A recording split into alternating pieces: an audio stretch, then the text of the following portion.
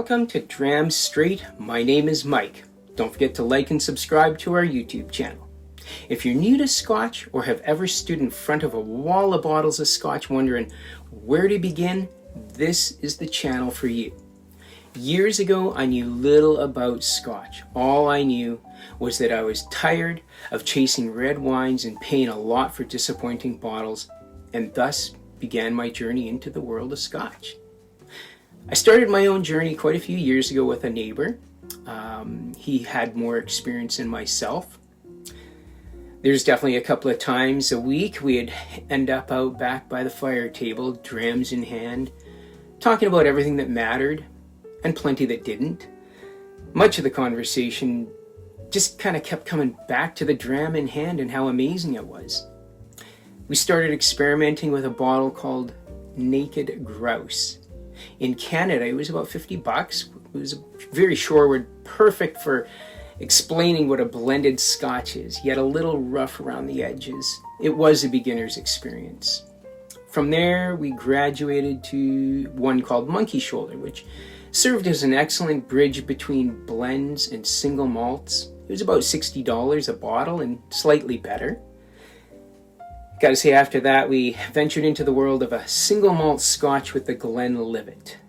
This was the benchmark Speyside, and I have to say their marketing is what sold me. I found it clean, fruity, a basic Scotch, great Scotch. From there was Glenmorangie Nectar d'Or. Scotch showed some complexity without peat. Definitely a dessert-style whiskey. After that, we moved into Highland Park 12 and my first introduction to a slightly peated Scotch. I found it balanced without being overly aggressive. I started expanding my horizons, experimenting with different bottles. Sure, I've got some exceptional bottles in my collection now, but I wouldn't have been able to appreciate them without the journey and trying all these other ones beforehand.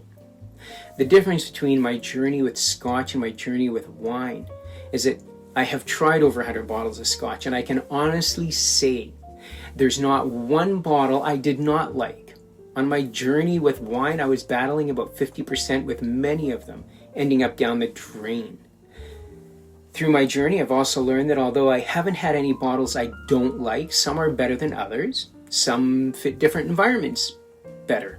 So for example, I love enjoying a Highland Park or an Ardbeg, both peated Scotches, Highland Park not so much, but on a nice fall evening when the leaves are coming around you and you're by the fire table, something I would never do or think about when it's 32 degrees outside. If somebody introduced me to an Ardbeg under those circumstances, it would probably turn me off Scotch for life. I've also learned that some bottles offer better value than others. The difference between colored and non-colored, and why some distilleries add color, or what it means when some bottles state they are non-chill filtered. Through Dram Straight, I wanted to share these experiences and share some knowledge that I wish I had when I first started my journey. Of course, I will be doing some reviews ranging from Kirkland, why not, to some high-end drams and everything in between. Don't forget to like and subscribe to my channel. I'm Mike, and this is Dram Straight.